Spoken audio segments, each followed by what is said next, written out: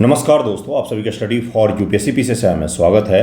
आज तारीख है 2 जुलाई 2025 ईस्वी और आज का न्यूज़पेपर आर्टिकल डिस्कशन का एक वीडियो होगा। 72 बीपीएससी के लिए 15 जुलाई से डिटेल में आंसर राइटिंग कार्यक्रम शुरू हो रहा है। बेसिक से लेकर एडवांस तक मैं आपको सिखाऊंगा। जितना मैं आपको 72 बीपीएससी के लिए लिखवाऊंगा, जिस टारगेट के हिसाब से मैक्सिमम आपके मेंस के सवाल उसी में से पूछे जाएंगे, जिस प्रकार से इस बार 70 भी मेंस में पूछे गए हैं। जुड़िएगा, जिनको भी जुड़ना हो बेसिक से। दरअसल में 71 का भी आंसर राइटिंग मैंने होल्ड किया हुआ है। कुछ बच्चे मैसेज करते हैं कि जुड़ना है, लेकिन 71 में आप किस हिसाब से अभी जुड़ना चाहते हैं? अभी तो प्रीलिम का समय है, आपको पीटी पे फोकस करना चाहिए। अभी तो मेंस में जुड़ने का 71 के लिए तो बिल्कुल भी समय नहीं है। 60 दिन आपके प्रीलिम एग्जाम बचा हुआ है, तो कृपया पीटी पे फोकस करें। 72 के लिए जिन्हें भी जुड़ना हो कृपया जुड़ें और बहुत ही बेहतरीन रहेगा। कितने सवाल हमारे मेंस में पूछे गए हैं इसका प्रमाण आपको टेलीग्राम चैनल पर मिल जाएगा। वहाँ पर जाकर के आप देख सकते हैं कि GS1 में ऑलमोस्ट सारे सवाल ही पूछे गए थे, इंक्लूडिंग करेंट अफेयर। GS2 में भी बहुत सारे सवाल मैंने करवाए हैं, वहीं से आए हैं। ओके, इसमें आपको NCERT, निबंध और GS सभी का राइटिंग करवाया जाएगा। डिटेल में होगा, काफ़ी लंबा होता है। क्या क्या चीज़ें मिलती है? टारगेट मिलेगा, टारगेट पर बेस्ड आपको डेली एक सवाल कम से कम मिलता है, कभी कभार दो भी। और उसके बाद कॉपी वैल्यूएशन होता है डिटेल में। फिर आपको ऐसे राइटिंग में मिल जाता है। सरप्राइज टेस्ट होता है, वीक में कभी भी हो सकता है, 2 वीक में भी हो सकता है। कुछ दिन पहले ही मैंने ये चीज़ शुरू किया था, लेकिन पीटी का डेट अनाउंस हो गया, इसलिए 70 वाले बच्चों के साथ सही से नहीं हो पाया, 71 वाले स्टूडेंट्स के साथ सही से नहीं हो पाया था। ये मॉडल आंसर आपको मिलेगा हिंदी इंग्लिश में। चैनल पर जो भी कंटेंट आते हैं उन सभी के PDF भी आपको इसी में मिल जाता है। कोई टाइम लिमिटेशन नहीं होता है, आप कभी भी कॉपी सबमिट कर सकते हैं, आपका चेक होकर के मिल जाता है। शुरू करते हैं, जुड़िएगा। डिस्क्रिप्शन में लिंक रहता है मेरे टेलीग्राम चैनल का, वहाँ पर आप मुझे मैसेज करेंगे। कमेंट में भी लिंक दे दूंगा, वहाँ पर आप मुझे मैसेज करेंगे तो आपको ऐड कर दूंगा। ठीक है, देखिए आज का पहला टॉपिक क्या है। तो प्रधानमंत्री मोदी जी जो हैं वो ब्रिक्स के डिक्लेरेशन के लिए और भी कुछ देशों की यात्रा के लिए निकले हैं। तो प्रधानमंत्री मोदी जो है 5 देशों की विजिट करेंगे। त्रिनिदाद, उसके बाद से टोबैगो, और उसके बाद से अर्जेंटीना, फिर नामीबिया, फिर घाना, फिर ब्राज़ील। इन सभी देशों की यात्रा करेंगे।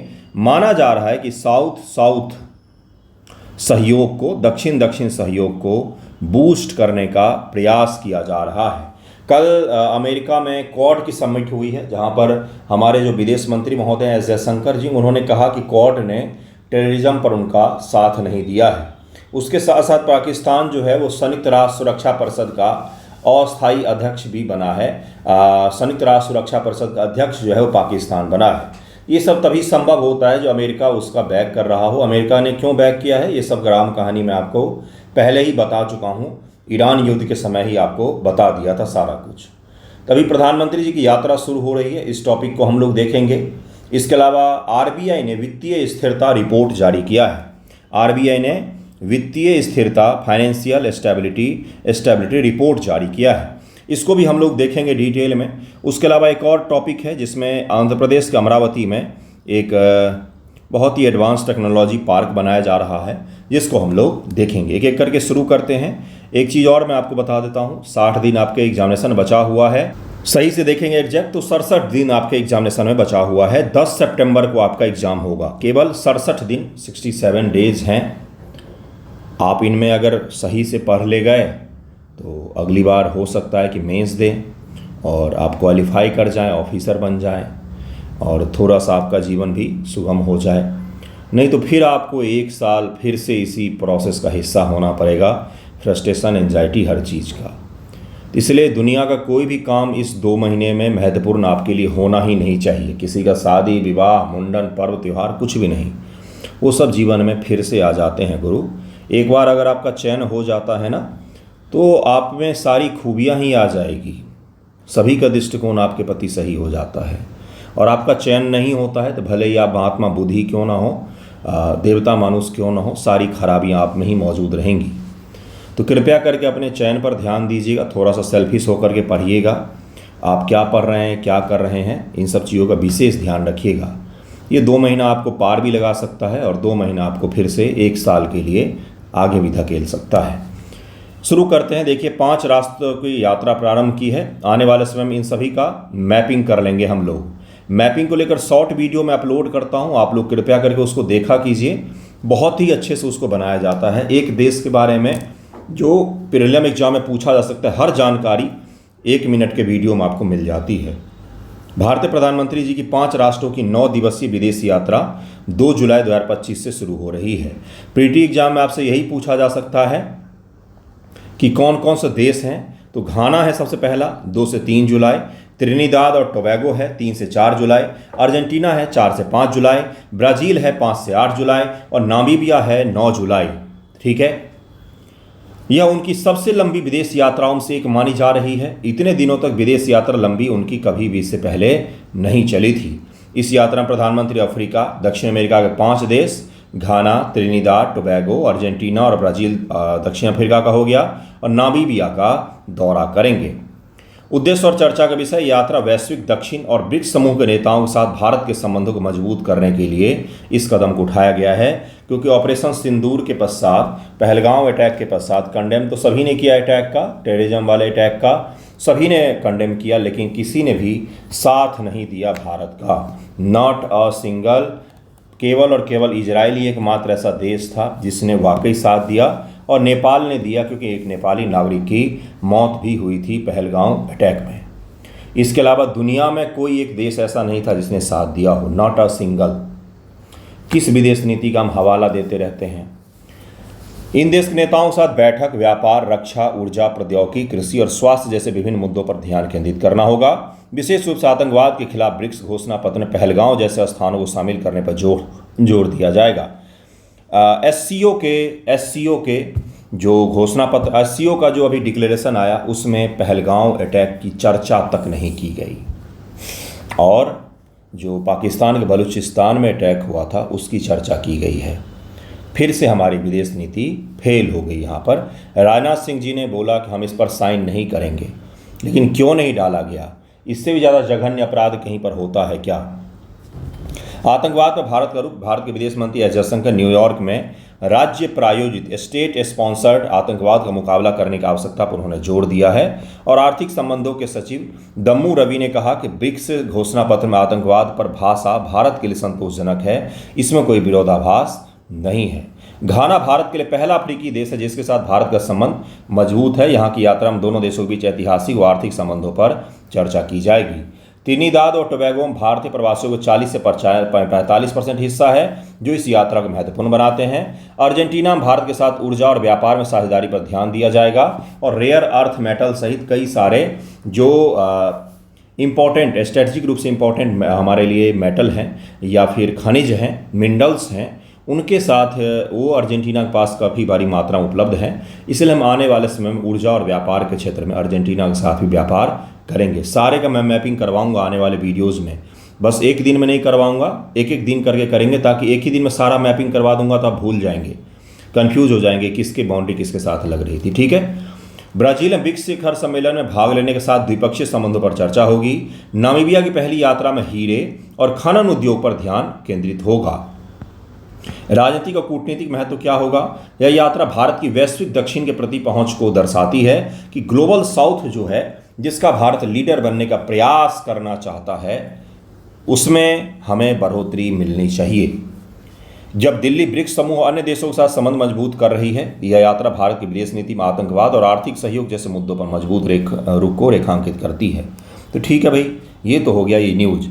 अब जरा टर्मिनोलॉजी को समझेंगे जिसके बारे में आपके मेंस एग्जामिनेशन या प्रीलिम एग्जाम में पूछा जाता है। जैसे ग्लोबल साउथ क्या होता है, ग्लोबल साउथ के बारे में प्रीलिम एग्जाम में पूछा जाता है, मेंस में भी पूछा जा सकता है, शॉर्ट आंसर में पूछा जा सकता है ग्लोबल साउथ क्या है, इसके बारे में डिटेल से समझाएं। तो एक भौगोलिक और आर्थिक अवधारणा है, दरअसल में भौगोलिक से भी ज़्यादा आर्थिक अवधारणा है। आर्थिक अवधारणा जिसमें हम ये मानते हैं कि विषुवत जो है या कर्क रेखा जो है, इसके साउथ में जो देश रहते हैं, विषुवत और कर्क रेखा के साउथ में जो देश रहते हैं, वो सामान्य तौर पर विकसित देश नहीं है, वो विकासशील देश हैं, और उनका इकॉनमी अभी भी डेवलपिंग फेज में ही है। लेकिन क्या ये अवधारणा पूरी तरीके से सही है? बिल्कुल भी नहीं। ऑस्ट्रेलिया और न्यूजीलैंड जो हैं वो इसके अपवाद माने जाते हैं, उनको ग्लोबल नॉर्थ का हिस्सा माना जाता है। और ग्लोबल साउथ के हिस्सा बहुत सारे ऐसे देश भी हैं जो इनके इस रेखाओं के ऊपर रहते हैं। तो बस ये एक अवधारणा है, एक शब्दावली है, इसका कोई सटीक डिवीजन नहीं है। कोई भी देश जो डेवलपिंग है वो ग्लोबल साउथ का हिस्सा हो सकता है, दुनिया में कहीं पर भी मौजूद हो वो, और कोई भी देश जो डेवलप्ड है वो ग्लोबल नॉर्थ का हिस्सा हो सकता है, दुनिया में कहीं पर भी वो मौजूद हो। दक्षिण गोलार्ध में स्थित है। यह शब्द औपनिवेशिक इतिहास, आर्थिक असमानता, सामाजिक आर्थिक चुनौतियों को दर्शाता है। इसी के बारे में 5 राष्ट्रों की यात्रा करने के लिए प्रधानमंत्री जी निकले हैं। भौगोलिक व आर्थिक परिभाषा: वैश्विक दक्षिण में Africa, Latin America, Caribbean, Asia के कुछ हिस्से, ओशनिया के कुछ देश शामिल हैं जो ऐतिहासिक रूप से औपनिवेशिक शोषण और गरीबी का सामना कर चुके हैं, और करेंट एज में उनकी इकोनॉमी जो है वो डेवलपिंग फेज में है, यानी कि औपनिवेशिक युग में उनका शोषण किया गया, ये भी इसमें होना चाहिए। गरीब रहे हैं वो देश, ऐतिहासिक रूप से गरीबी का सामना करते रहे हैं, वर्तमान में उनकी इकोनॉमी डेवलप्ड नहीं हुई है, एक समय में उनको गुलाम भी बनाया गया था। ये कुछ पैरामीटर है जिसके आधार पर ग्लोबल साउथ तय किया जाता है। ये देश अक्सर संसाधनों में समृद्ध होते हैं, लेकिन औद्योगिक विकास और प्रौद्योगिकी में वैश्विक उत्तर जैसे अमेरिका, यूरोप, जापान, इन सब देशों से पीछे होते हैं। इन्हीं को ग्लोबल साउथ और ग्लोबल नॉर्थ की अवधारणा के तहत डिवीजन किया जाता है। भारत की भूमिका क्या है? भारत चाहता है कि ग्लोबल साउथ जो है, डेवलपिंग जो देश हैं, जो इस प्रकार की डेवलपिंग इकोनॉमी है, उनका हम लीडर बने, लेकिन भारत को कंपटीशन चीन दे रहा है अपने आर्थिक क्षमताओं के कारण। भारत स्वयं एक विकासशील देश होने के नाते वैश्विक दक्षिण का एक प्रमुख सदस्य है, जो इन देशों के ऐतिहासिक, सांस्कृतिक व आर्थिक संबंधों को साझा करता है। भारत भी गुलाम रह चुका है ब्रिटिशर्स का, औपनिवेशिक शासन के दौरान भारत को भी लूटा गया। गरीबी और डेवलपिंग इकोनॉमी होने के कारण से हम इस क्षेत्र को अपना मानते हैं और इनसे जुड़ने का प्रयास करते हैं। 2 से 9 जुलाई की यात्रा Ghana, Trinidad Tobago, Argentina, Brazil, Namibia की है, जो वैश्विक दक्षिण के साथ भारत की साझेदारी को मजबूत करने का प्रयास करते हैं। यात्रा का उद्देश्य मैंने आपको पहले ही बताया, ब्रिक्स व वैश्विक दक्षिण, यानी कि ब्रिक्स और ग्लोबल साउथ की जो अवधारणा है, ये एक दूसरे को कैसे संतुलित करते हैं या आगे बढ़ाते हैं या फिर इससे खुद को बाहर करते हैं।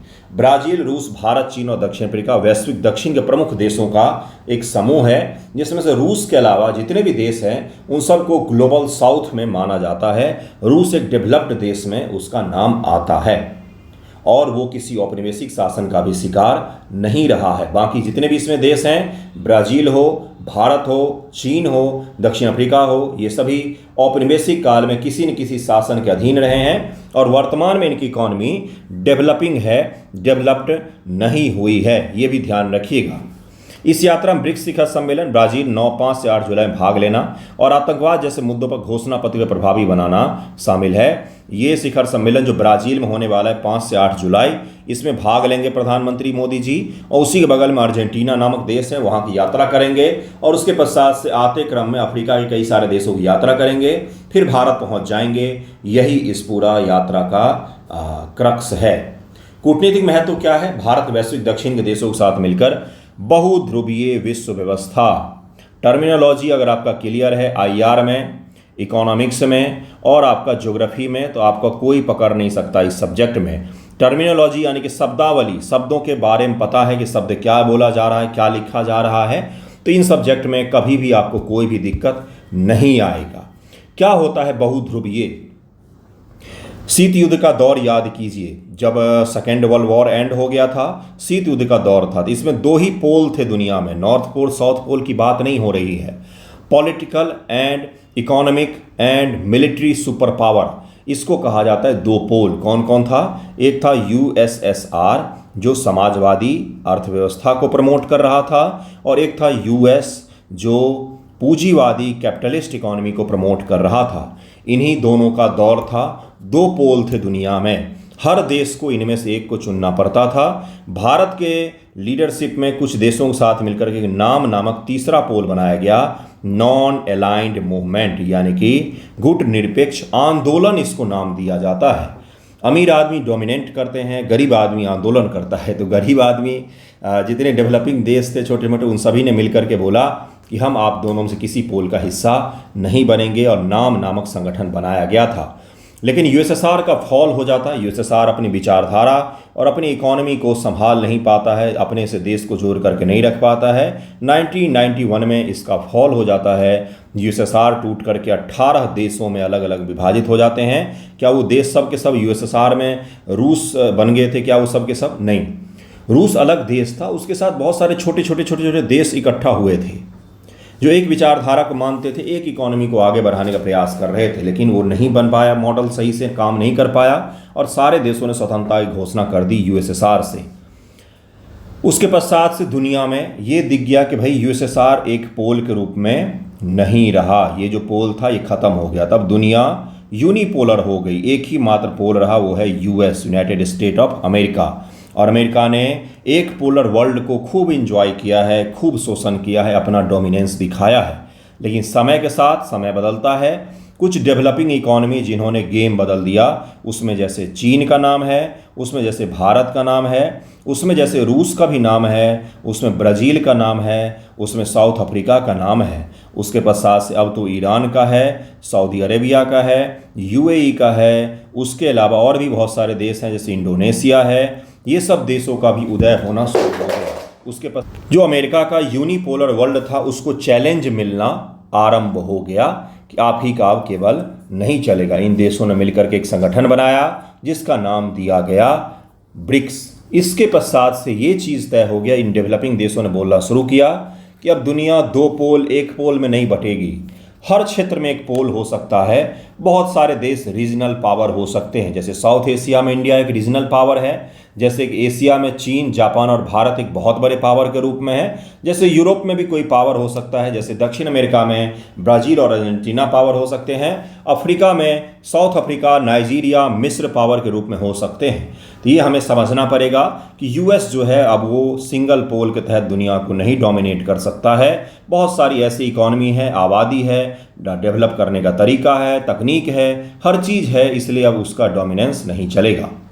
यह यात्रा भारत के इन देशों को प्राकृतिक संसाधन, बाजारों तक पहुंच प्रदान करेगी, साथ ही आतंकवाद, जलवायु परिवर्तन जैसे वैश्विक मुद्दों पर सहयोग को मजबूत करने का प्रयास भी करेंगे। चुनौतियां और अवसर इन देशों में गरीबी, बुनियादी ढांचे की कमी, राजनीतिक अस्थिरता चुनौतियां हैं, लेकिन उनके संसाधन जैसे नामीबिया का हीरा, ब्राज़ील का जैव ईंधन भारत के लिए एक अवसर के रूप में है और भारत को इनका दोहन करना चाहिए। दोहन खराब शब्द नहीं है, सही शब्द है। भारत को इनका उपयोग करना चाहिए। ठीक है, भारत इन देशों के साथ दक्षिण सहयोग को बढ़ाकर अपनी वैश्विक स्थिति को मजबूत करना चाहता है। यही जो शब्द होते हैं ना सही, आंसर राइटिंग में जो बच्चे जुड़े हुए थे उनसे पूछिएगा शब्दावली कितना ज़्यादा महत्वपूर्ण होता है।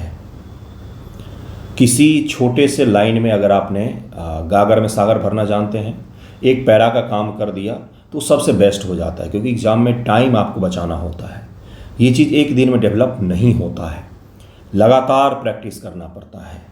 ठीक है, तो अचानक से प्रीलियम का डेट आ गया, इसलिए 71 वाले बच्चों का जो शुरू किया था मई में ही मैंने ग्रुप, वो सही से नहीं हो पाया, क्योंकि बहुत सारे बच्चे प्रीलियम की तैयारी में लग गए। और सही भी है, गलत भी नहीं है। किसी को पता नहीं था कि भाई प्रीटी इतनी जल्दी अनाउंस हो जाएगा।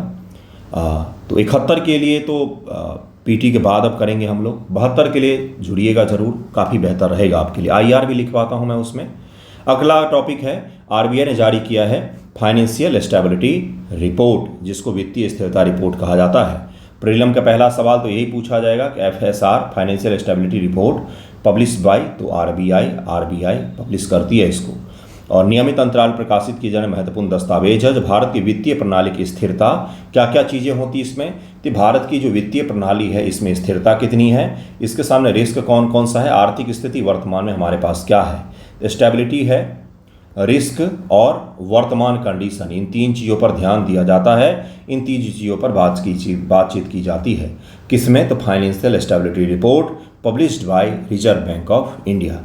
प्रमुख जोखिम क्या है, तो आरबीआई ने इसमें और इस बार जो जोखिम गिनवाया है उसमें बताया है, आरबीआई गवर्नर संजय मल्होत्रा ने चेतावनी दी है बाहरी प्रभाव, एक्सटर्नल जो हमारे पास प्रभाव बन रहे हैं इकॉनमी में, जैसे ईरान इजराइल का युद्ध, जैसे गल्फ के जो देश हैं उनमें राजनीतिक अस्थिरता, जैसे इजराइल ने ईरान पर अटैक किया था इस प्रकार की कंडीशन, या फिर यूएस और चीन का ट्रेड वॉर, या फिर कोई बहुत ही बड़ा डिजास्टर, कोई बहुत ही बड़ा युद्ध, ये सब कारण जो होते हैं इनसे हमारे देश की इकोनॉमी पर प्रभाव पड़ सकता है। ये हमारे लिए सबसे बड़ा रिस्क का फैक्टर है। इन जोखिमों में भू राजनीतिक तनाव जैसे रूस यूक्रेन संघर्ष, कोई बहुत बड़ी प्राकृतिक आपदा जैसे कोई बहुत बड़ा भूकंप, सुनामी, कोई सूखा पड़ गया, इस प्रकार की प्राकृतिक आपदा, ये सब चीज़ें प्रभावित करती हैं। आर्थिक वृद्धि और घरेलू मांग, सकल घरेलू उत्पाद की वृद्धि दर 6.5% रहने का उम्मीद है। ये प्रीलिम एग्जाम में सवाल पूछा जाता है। बीपीएससी ने पिछली बार ही पूछा था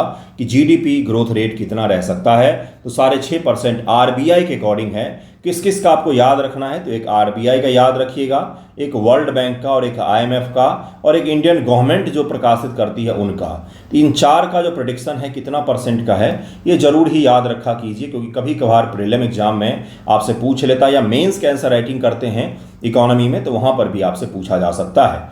भारत की आर्थिक नींव मजबूत बनी हुई है, लेकिन बाहरी और मौसमी संबंधी चुनौतियां वृद्धि को प्रभावित कर सकती हैं। महंगाई और मौद्रिक नीति, उपभोक्ता मूल्य सूचकांक जो कंज्यूमर प्राइस इंडेक्स होता है, आधारित मुद्रास्फीति का लक्ष्य 4% तय किया गया है।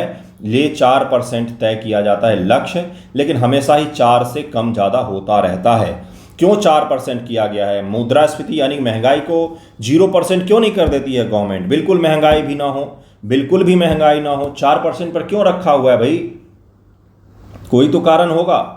मुद्रास्फीति अगर 0 हो जाएगा तो इकोनॉमी ग्रो नहीं कर पाएगी, इसीलिए 4% पर इसको मेंटेन किया जाता है।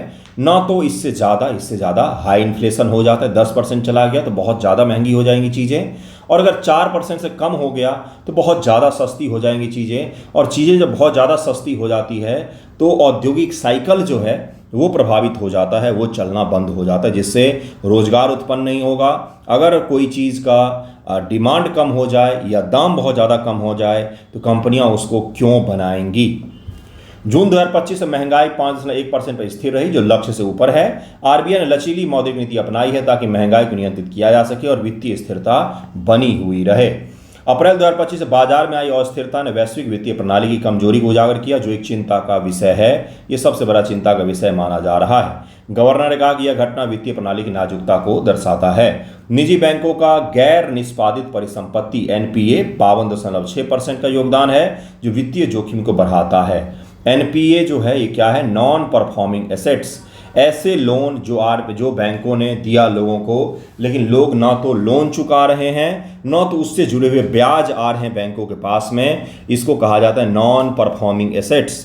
बैंकों का एसेट्स जो है, जो उन्होंने लोन के रूप में दिया है, वो अब कुछ परफॉर्म नहीं कर रहा है, जिससे ना तो उनको ब्याज मिल रहा है, ना तो उनका मूलधन वापस आ रहा है। इसी को एनपीए कहा जाता है। अगर एनपीए बढ़ता है तो बैंकिंग प्रणाली के लिए काफ़ी बड़ा नुकसान हो जाता है, क्योंकि उन्होंने जो भी पैसे लगाए थे वो सब के सब डूबने लग जाते हैं। 52% एनपीए निजी बैंकों का है।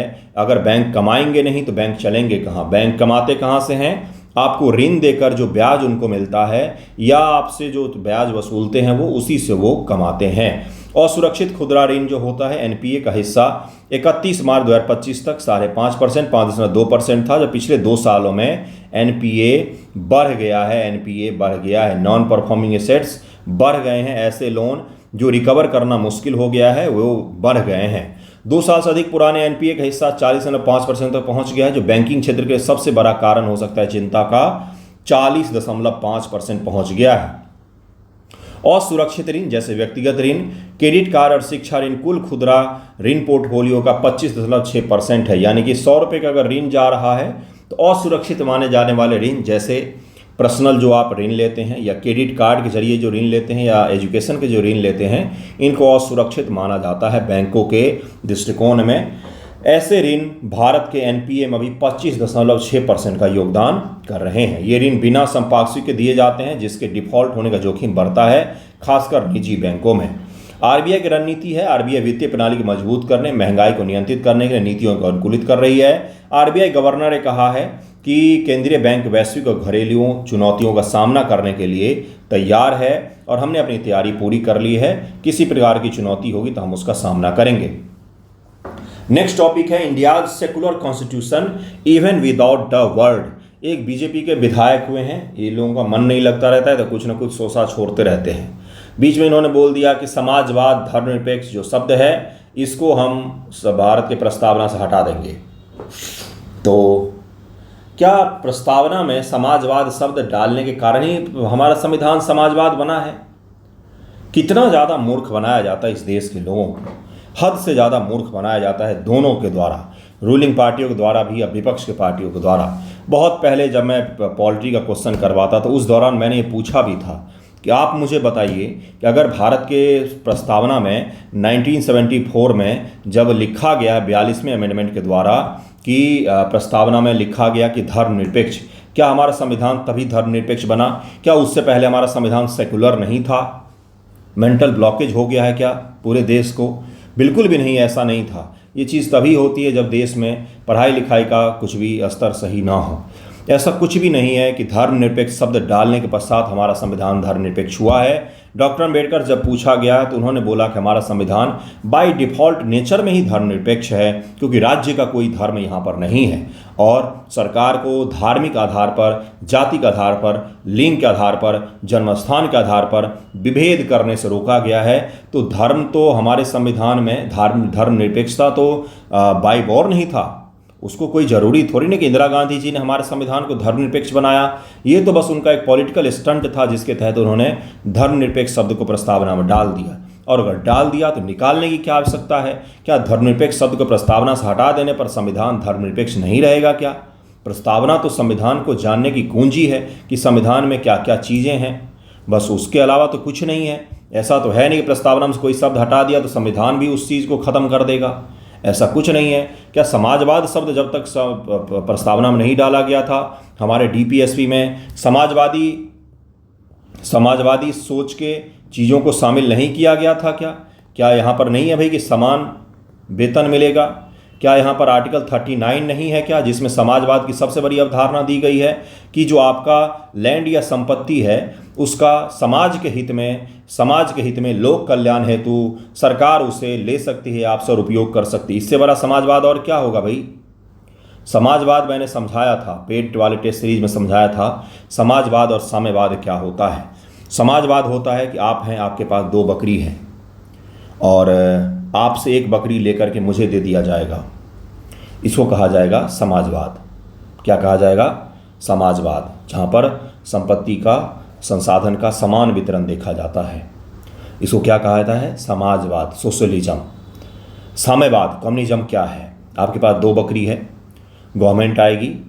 समाजवाद में क्या हुआ था? आपके पास 2 बकरी, गवर्नमेंट आई, 1 बकरी लेकर के दूसरे को दे दिया, दोनों बंटवारा हो गया सही, इसको बोला जाता है समाजवाद।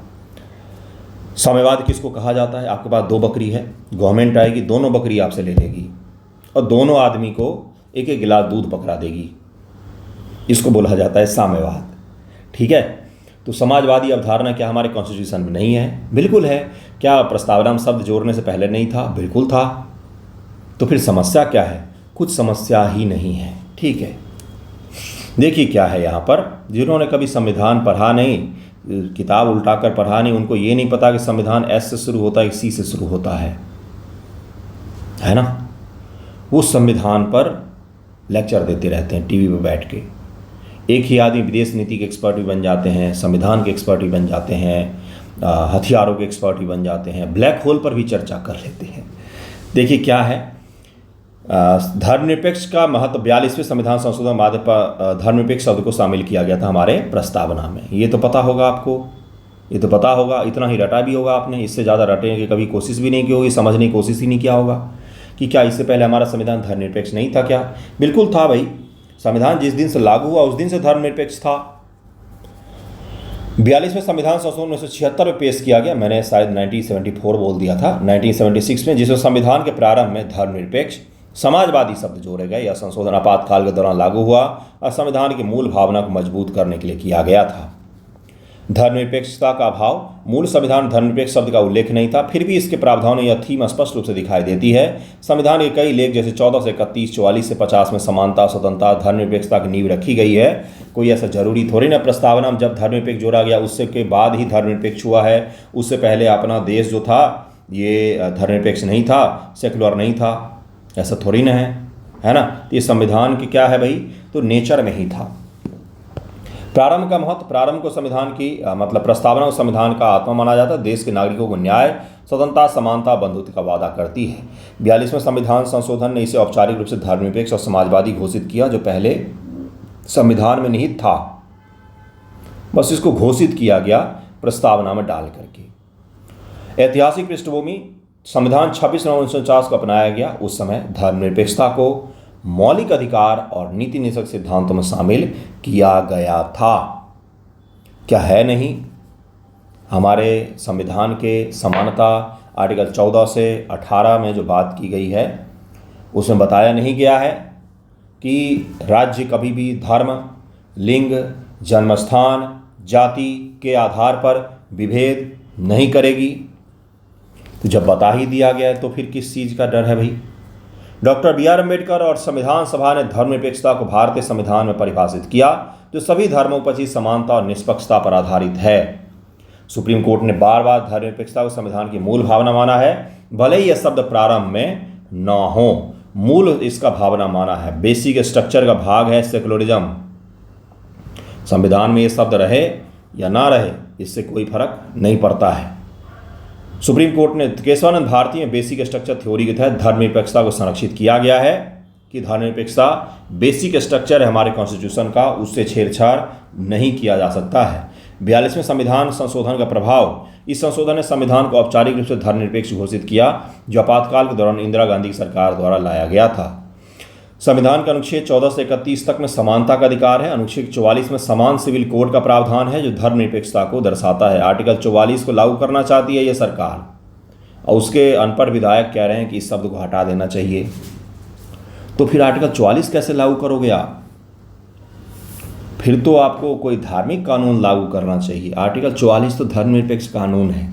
अपने ही बातों में घिर कर रह जाते हैं ये, इनको पता ही नहीं कि क्या बोल रहे हैं। भारतीय जनता पार्टी के जो चुनाव से पहले जारी किया जाता है घोषणा पत्र, उसमें लिखा हुआ है कि हम समान नागरिक संहिता को लागू करेंगे। तो समान नागरिक संहिता तो अपने आप में सेकुलर विचारधारा है कि कानून के समक्ष सब समान है ना।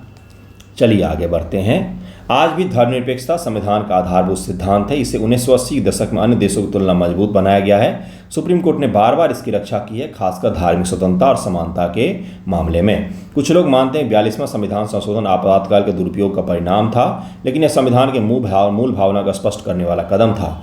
धर्मनिरपेक्षता को लेकर राजनीतिक बहस जारी है, लेकिन न्यायपालिका ने इसे संरक्षित करके रखा हुआ है।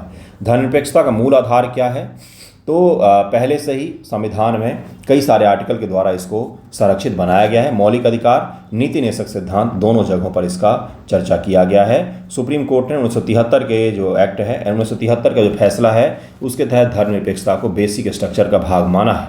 एस.आर. बोमई कोर्ट ने कहा कि धर्मनिरपेक्षता भारत के शासन का मूल आधार है। राज्य किसी भी धर्म को वरीयता नहीं दे सकता है।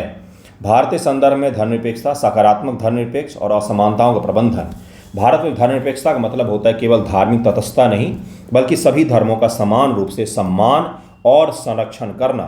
वहीं पर वेस्टर्न जो सेकुलरिज्म है, उसकी अवधारणा है सभी धर्मों से समान दूरी। यहाँ पर है सभी धर्मों का सम्मान। ये सवाल मेंस एग्जामिनेशन यूपीएससी में पूछा गया है, जो मैं एनसीईआरटी के बच्चों से लिखवाता भी हूँ आंसर राइटिंग के दौरान, कि वेस्टर्न जो सेकुलरिज्म है और इंडियन सेकुलरिज्म में क्या फ़र्क है। तो फ़र्क यही है, भारतीय धर्मनिरपेक्षता कहता है कि सभी धर्मों का सम्मान और संरक्षण किया जाएगा समान रूप से। वहीं पर वेस्टर्न जो सेकुलरिज्म है, उसकी अवधारणा ये है कि सभी धर्मों से समान दूरी बना करके रखनी है। ठीक है। भारत की बहुधार्मिक बहुसांस्कृतिक प्रकृति के कारण से धर्मनिरपेक्षता देश की एकता को बनाए रखने का आधार है। संवैधानिक प्रावधान भी किया गया। 25 से 28 में धार्मिक स्वतंत्रता का अधिकार दिया गया है। 29-30 में अल्पसंख्यकों को अपनी संस्कृति और शिक्षा संस्थानों को बनाए रखने का अधिकार दिया गया है। आधुनिक चुनौतियां, समय समय पर कई सारी चुनौतियां आई हैं, लेकिन उससे कुछ खास फर्क नहीं पड़ता है। Amaravati to have operational quantum computing centre by January 1, Naidu ने ऐसा बोला है। नायडू वहाँ के मुख्यमंत्री महोदय हैं। आंध्र प्रदेश में क्वांटम कंप्यूटिंग सेंटर की स्थापना की जाएगी। यही था आपका प्रीलिम का सवाल, इससे आगे नहीं पढ़ना है। प्रोजेक्ट में सहयोगी कौन कौन से होंगे? आंध्र प्रदेश में भी कहाँ? तो अमरावती जो नया कैपिटल उसका बन रहा है वहाँ पर। इस परियोजना के लिए IBM, Tata consultancy service, TCS, Larsen and Toubro जैसे बड़े संगठन से सहयोग लिया जा रहा है। राज्य सरकार का लक्ष्य है कि 15 अगस्त 2026 तक 100 यूज केस प्रयोग के मामले विकसित करना, जो कृत्रिम बुद्धिमत्ता और क्वांटम तकनीक को प्रदर्शित करेंगे। तो इसी को लेकर के कहाँ पर, तो अमरावती में बनाया जा रहा है। इसको जरूर ध्यान रखिएगा। कहाँ पर, तो आंध्र प्रदेश के अमरावती में क्वांटम कंप्यूटिंग सेंटर विकसित किया जाएगा। आज का वीडियो यहीं पर एंड होता है। जुड़िएगा 72 बीपीएससी के लिए। आपको आंसर राइटिंग और मेंस के लिए फिर कहीं भी कुछ भी नहीं करना पड़ेगा। नो मैटर आप किसी कोचिंग में पढ़ रहे हो, कहीं भी पढ़ रहे हो, जो हम लिखाएंगे उससे बेहतर कोई नहीं करवा सकता। इस चीज़ का तो दावा कर सकते हैं। क्वेश्चंस जो हम देंगे वैसा आपको कहीं भी नहीं मिलेगा, इसका दावा कर सकते हैं। और जब मैं किसी चीज़ का दावा करता हूँ वो तभी करता हूँ जब संभव हो पाता है। धन्यवाद आप सभी का।